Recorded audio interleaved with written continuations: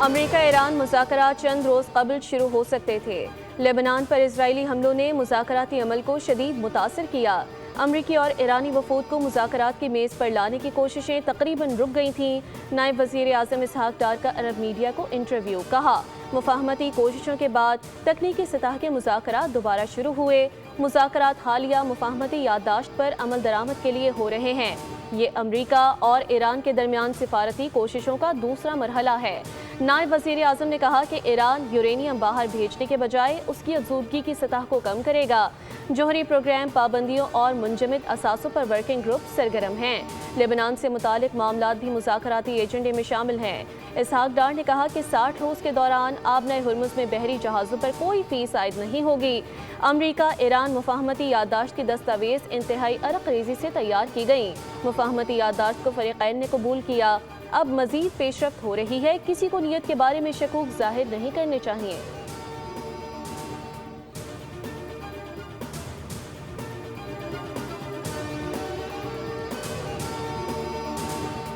Switzerland مذاکرات میں 12 ارب dollar کے منجمد اثاثوں کے اجرا کے لیے دستخط کو حتمی شکل دے دی گئی۔ ایرانی اسپیکر کی تصدیق۔ سوئٹزرلینڈ مذاکرات کی بنیاد پر لبنان کی علاقائی سالمیت اور خود مختاری کی ضمانت دینے پر اتفاق۔ ایرانی مذاکراتی ٹیم کے سربراہ محمد باقر قالیباف اور وزیر خارجہ عباس عراقچی آبنۂ ہرمز کے معاملے پر بات چیت کے لیے عمان پہنچ گئے۔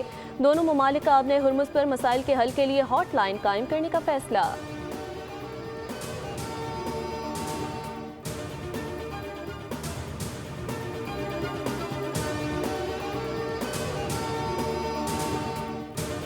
آبنۂ ہرمز مکمل طور پر کھل گئی۔ ایران نے معاہدے کی پابندی نہیں کی تو جو کرنا ضروری ہوا وہ کروں گا۔ ٹرمپ کی دھمکی۔ کہا، جب تک ایران ہمارا احترام کرتا رہے گا ہمارے درمیان کسی قسم کی کوئی مشکل یا تنازع پیدا نہیں ہوگا۔ سب جانتے ہیں ایران بڑے پیمانے پر ہتھیاروں کے معائنوں پر رضامند ہو جائے گا۔ ایران مستقبل میں طویل عرصے تک جوہری شفافیت یقینی بنانے کے لیے راضی ہوگا۔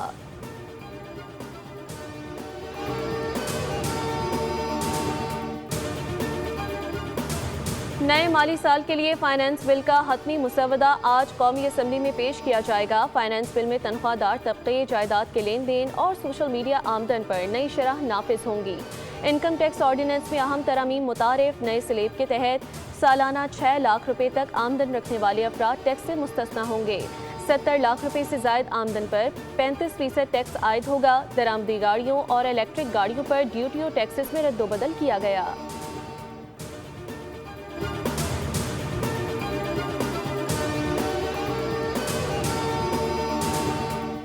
اور وزیر اعلیٰ پنجاب مریم نواز کی زیر صدارت ریونیو اجلاس۔ ٹیکس چوری پر نو ٹالرنس پالیسی کا اعلان۔ جعلی رسیدوں اور سیلز چھپانے والوں کے لیے سخت کارروائی ہوگی۔ میرج ہالز، فوڈ چینز اور فارم ہاؤسز سمیت ہر ٹرانزیکشن کا حساب رکھا جائے گا۔ مانیٹرنگ کے لیے کیمرے نصب کرنے اور بڑے ریسٹورانٹس میں کیش کے بجائے ڈیجیٹل پیمنٹ لازمی کرنے پر غور۔ مریم نواز نے کہا کہ دنیا کیش سے ڈیجیٹل پر جا سکتی ہے تو پاکستان کیوں نہیں؟ اب کیمرے کی آنکھ دیکھے گی بھی اور ڈیجیٹل سسٹم بھی پکڑے گا۔ امریکہ ایران مذاکرات چند روز قبل شروع ہو سکتے تھے۔ لبنان پر اسرائیلی حملوں نے مذاکراتی عمل کو شدید متاثر کیا۔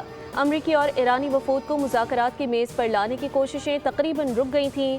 نائب وزیر اعظم اسحاق ڈار کا عرب میڈیا کو انٹرویو۔ کہا، مفاہمتی کوششوں کے بعد تکنیکی سطح کے مذاکرات دوبارہ شروع ہوئے۔ مذاکرات حالیہ مفاہمتی یادداشت پر عمل درآمد کے لیے ہو رہے ہیں۔ یہ امریکہ اور ایران کے درمیان سفارتی کوششوں کا دوسرا مرحلہ ہے۔ نائب وزیر اعظم نے کہا کہ ایران یورینیم باہر بھیجنے کے بجائے اس کی افزودگی کی سطح کو کم کرے گا۔ جوہری پروگرام پابندیوں اور منجمد اثاثوں پر ورکنگ گروپ سرگرم ہیں۔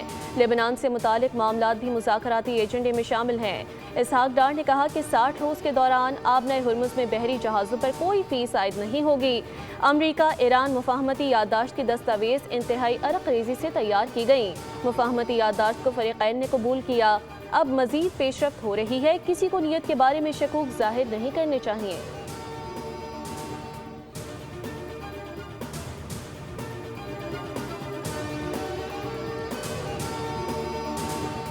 سوئٹزرلینڈ مذاکرات میں 12 ارب ڈالر کے منجمد اثاثوں کے اجرا کے لیے دستخط کو حتمی شکل دے دی گئی۔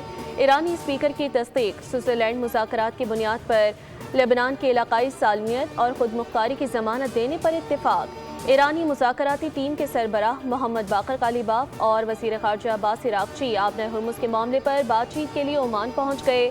दोनों ममालिक का आबने हुर्मुज़ पर मसाइल के हल के लिए हॉट लाइन कायम करने का फैसला।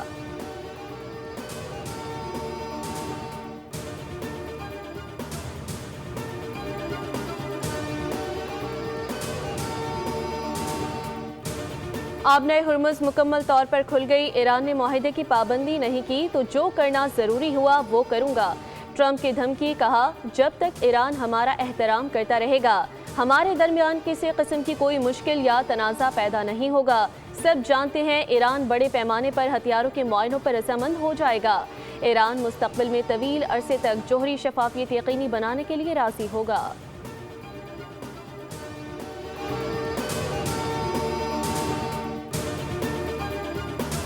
नए माली साल के लिए फाइनेंस बिल का हतमी मुसवदा आज कौमी असम्बली में पेश किया जाएगा। फाइनेंस बिल में तनख्वाहदार तबके, जायदाद के लेन देन और सोशल मीडिया आमदन पर नई शरह नाफिज होंगी। इनकम टैक्स ऑर्डिनेंस में अहम तरमीम मुतारिफ। नए स्लेब के तहत सालाना 6 लाख रुपए तक आमदन रखने वाले अफराद टैक्स से मुस्तस्ना होंगे।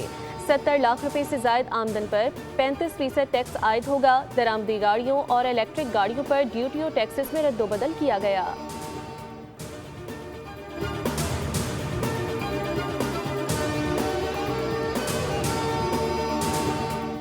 और वज़ीर आला पंजाब मरियम नवाज की ज़ेरे सदारत रेवेन्यू इजलास टैक्स चोरी पर नो टॉलरेंस पॉलिसी का ऐलान। जाली रसीदों और सेल्स छुपाने वालों के लिए सख्त कार्रवाई होगी।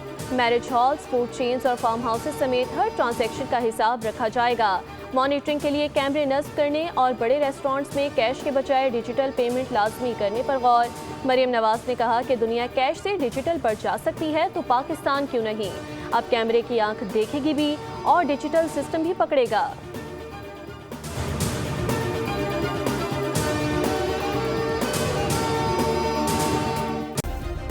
सब्सक्राइब करें और बेल दबाएं ताकि कोई खबर रह न जाए।